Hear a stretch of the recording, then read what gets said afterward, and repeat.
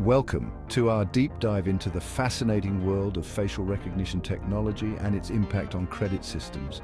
We're talking about a future where your face isn't just your face, it's your credit score flashing like a neon sign above your head. Think Black Mirror, but with more emphasis on APRs. Over the next few minutes, we'll unpack how this technology could revolutionize the way we think about creditworthiness and, more importantly, how it could go spectacularly wrong. So buckle up because things are about to get weird. And by weird, I mean potentially life-altering in a way that could make getting pre-approved for a mortgage seem like child's play. Let's kick things off in China, a country that's about as subtle as a glitter cannon in a library when it comes to technological advancements. They've gone full steam ahead with integrating facial recognition into their social credit system.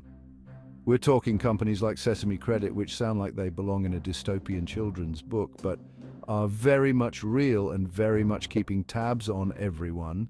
They're using facial recognition to track everything from your financial history to, get this, your social behavior. Did you jaywalk? Expect a ding on your credit score. Shared a pro-democracy meme? Say goodbye to that low-interest loan. But here's the kicker. This system also raises massive concerns about privacy and potential misuse. Imagine a government with that much power, a government that knows when you're sleeping, knows when you're awake, knows if you've been bad or good. Okay, let's take a break from the Orwellian nightmare fuel for a moment and talk about the potential upsides. Because, believe it or not, facial recognition in credit systems isn't all doom and gloom. First off, it could significantly improve identity verification during credit applications, which, let's be honest, is a process usually about as enjoyable as a root canal.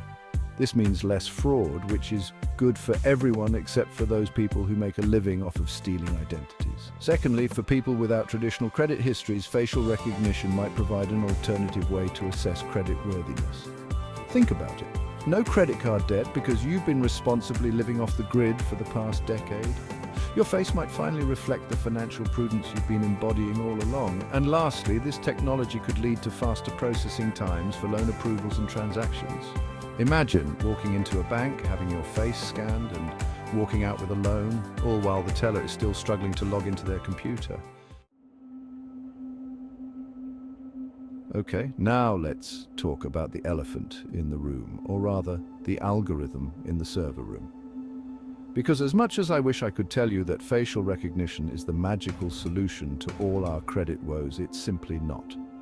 First and foremost, this technology is far from perfect. We're talking false positives, false negatives, the whole shebang. Imagine being denied a loan because the system thinks you're someone you're not. Or worse, imagine being mistaken for someone with terrible credit.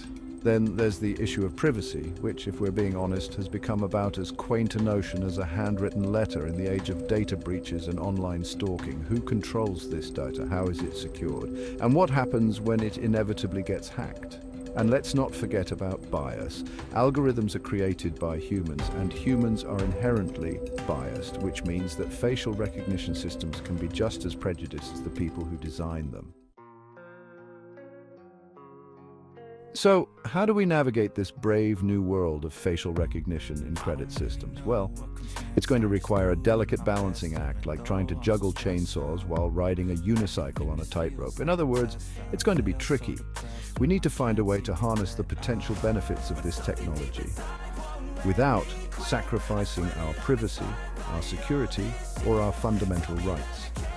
This means implementing robust regulations that protect user data, ensure transparency, and address potential biases. And most importantly, it means remembering that technology should serve humanity, not the other way around. We need to ask ourselves, what kind of world do we want to live in? And how can we ensure that facial recognition technology, for all its potential pitfalls, helps us create a more just and equitable society? In summary, while facial recognition has potential benefits for credit systems, careful implementation and oversight are crucial to avoid unintended consequences.